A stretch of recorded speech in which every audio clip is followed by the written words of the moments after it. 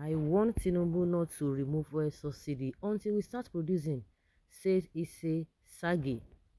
According to Punch newspaper, prominent legal scholar and senior advocate of Nigeria, Isse Sagay, has expressed concerns over the economic policies recommended by the World Bank and the International Monetary Fund (IMF) for Nigeria. Sagay advised President Bola Tinubu's administration to reconsider these recommendations, emphasizing that such policies worsen economic hardships for Nigerians. He criticized the recent removal of the petrol subsidy, a move he attributed to guidance from these institutions. Sagay described the removal of the subsidy as poorly timed and detrimental to Nigeria's economy.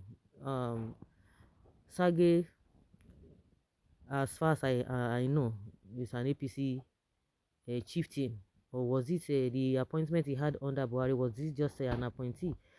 Because I believe they were all together. He argued that the decision has intensified economic challenges for citizens. This professor worked under Buhari, and Buhari is saying everything is fine.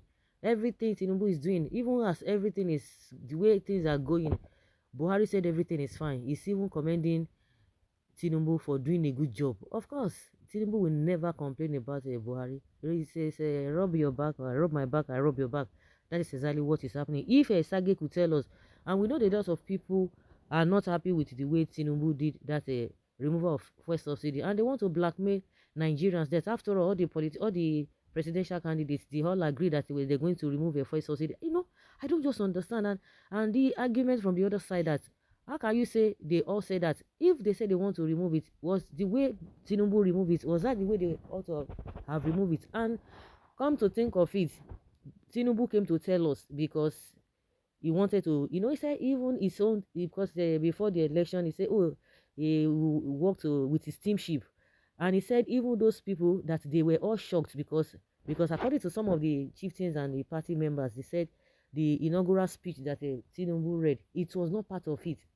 And I believe one day, because we love to cover up, everybody just doing yes sir, yes sir, yes sir, they are not happy because that was not in the original plan. But because things have been, things are just the way they are now. They are just the other presidential candidates, they all said they were going to remove fuel subsidy. So what are we talking about? No, that is not how it ought to be. Even the Tinubu and the team knew that was not what they were supposed to do from the first day. But he just did this and just to let them know that there's nothing anybody can do.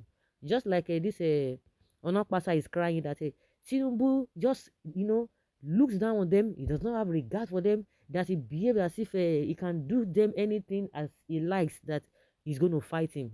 And that was what Tinubu did.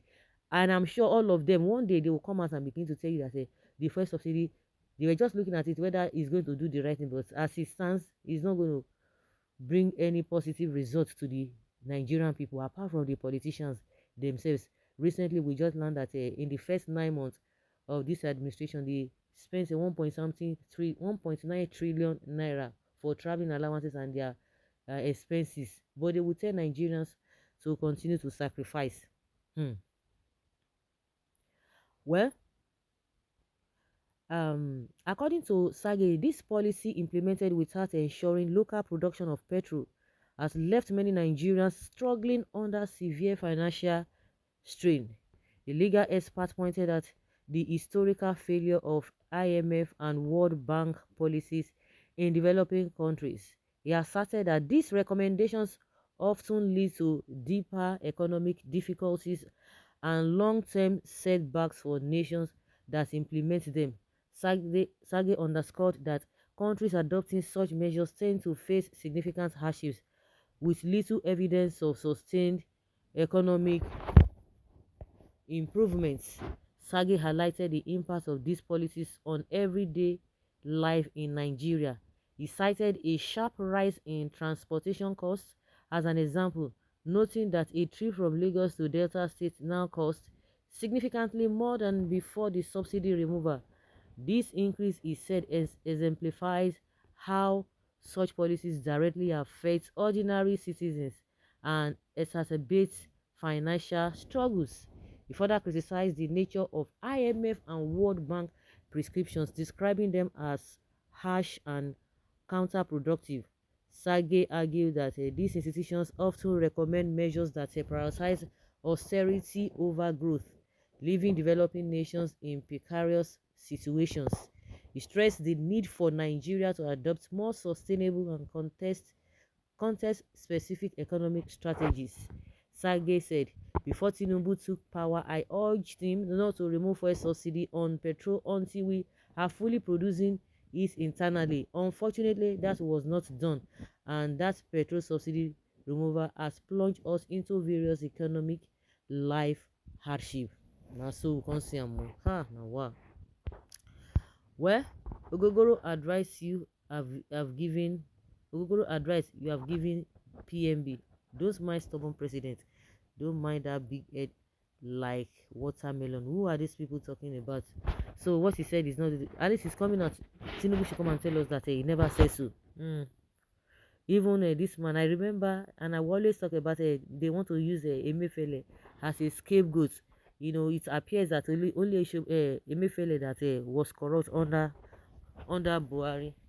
Meanwhile, Malami and Magu, they were all accusing themselves left, right, and center of, oh, you stole, I did not steal. And it was this Sagi that was in charge of corruption, one thing. As at that time, he never said anything. He just kept quiet.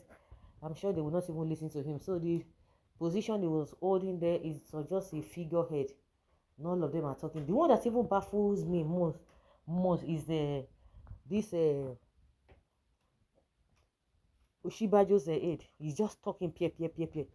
Somebody who could not talk when they were in power. It was used to Oshibaji, but he's not talking. Everything he put his mouth inside.